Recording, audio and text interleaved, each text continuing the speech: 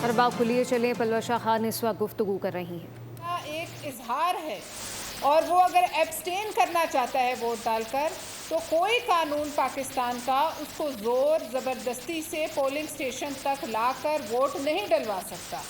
अगर कहीं बॉयकॉट है और लोगों ने अपनी मर्ज़ी से बॉयकॉट किया है, तो कानूनन इस अमल को कास्ट शुदा वोट को सिफर शुमार करके नतीजा मुरतब करना इलेक्शन कमीशन का फ़र्ज़ है।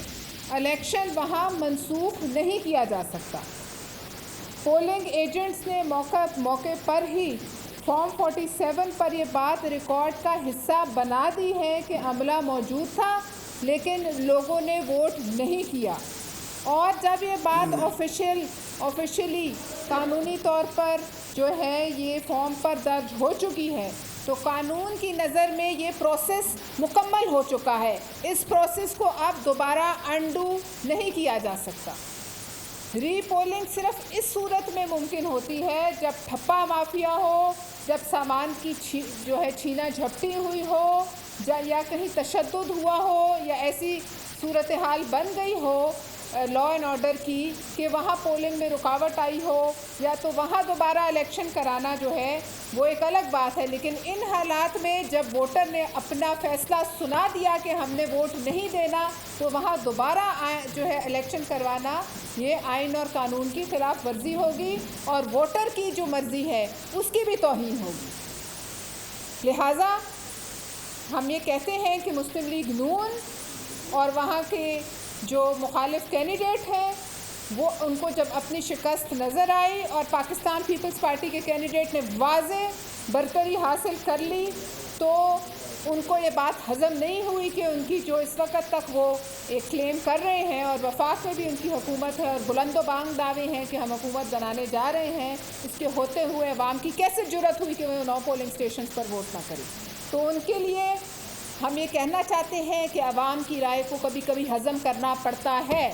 आप ये आदत डालें और जिन 9 स्टेशंस पर बॉयकॉट हुआ है उसको मानें। आवाम नहीं वोट देना चाह रहे, हम मान रहे हैं तो आप भी मानें। हमने इन्हीं हालात में जो हमारा कैंडिडेट है उसने वाज़े बरतरी हासिल की है, तो लिहाजा ये कड़वी गोली आपको हज़म करनी पड़ेगी। और अगर मुस्लिम लीग नून का ये हम मान लें जवाज़ जो है ये जिसको पोस्ट पोल धांधली की एक नई शक्ल है, तो पीपल्स पार्टी ने सबूतों के साथ मुजफ्फराबाद और मीरपुर में धांधली को मुकम्मल तौर पर बेनकाब किया है। तो फिर हम ये कहते हैं कि इसी बुनियाद पर आप इस पूरे इलेक्शन को कलअदम करार दे दें और फिर एक तरीके से दोबारा से कश्मीर में जो है वो नए इंतखाबात कराएं। इलेक्शन कमीशन पर इस वक्त लाजिम है कि वो किसी सियासी दबाव में आए बगैर जो फॉर्म 44 है और गिनती के मुताबिक ज़िया कमर की कामयाबी का सरकारी नोटिफिकेशन फिल फॉर जो है वो उसको जारी करें और इलेक्शन को ये दोबारा एक नई जो तरीके से ये धांधली का तरीका है इसको मुस्तरद करें। हम ये भी कहते हैं कि अगर इसी बुनियाद पर आपने ये बातें करनी हैं तो ये बताया जाए कि इलेक्शन कमीशन जो वहाँ पोलिंग एजेंट्स मौजूद थे उन्होंने क्या तहरीर करके दिया है, वो जो उनकी तहरीर है वो भी हमारे सामने लाई जाए, आवाम के सामने लाई जाए।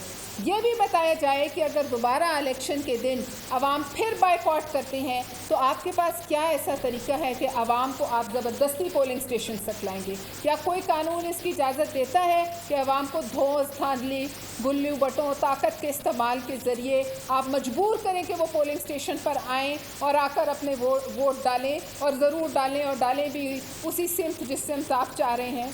और इसकी ये भी बताइए कि रिटर्निंग जब बायकॉट जारी है, बायकॉट इलेक्शन से पहले अनाउंस हो गया था, अगर यह आपकी मंतक सही समझ ली जाए तो फिर ये बताइए कि आपने बॉयकॉट के होते हुए इलेक्शन क्यों कराया? आपको क्या इल्म नहीं था कि बॉयकॉट है? और इसी बुनियाद पर LA 10 में 6 पोलिंग स्टेशन पर भी 0 वोट पड़े, तो ये बताया जाए कि वहाँ रीपोलिंग का क्यों नहीं कहा गया? अगर आपको ये लगता है कि किसी पोलिंग स्टेशन पर कोई भी गलत काम हुआ है, कहीं भी कोई तशद्दुद कब्ज़ा या कोई ठप्पे लगे हैं, तो वो आप सबूत सामने ले आएँ। और जहाँ जहाँ पीपल्स पार्टी ने सही सबूतों के साथ रिकाउंटिंग की दरख्वास्त की, आपने उसको मुस्तरद किया। और अगर दरखास्तें आपने हमारी मुस्तरद की हैं तो आप तहरीरी तौर पर हमें बताएं। हमें तहरीरी तौर पर आज तक कुछ नहीं कहा गया इलेक्शन कमीशन के साथ। लिहाजा तमाम उम्मीदवारों के साथ जब तक आप यकसा मेयार नहीं अपनाएंगे और एक उम्मीदवार की दरख्वास्त पर और नज़र और दूसरी की दरख्वास्त पर किसी और रहनुमा नज़र पीपल्स पार्टी पल्लव शाह खान की न्यूज़ कॉन्फ्रेंस जारी है।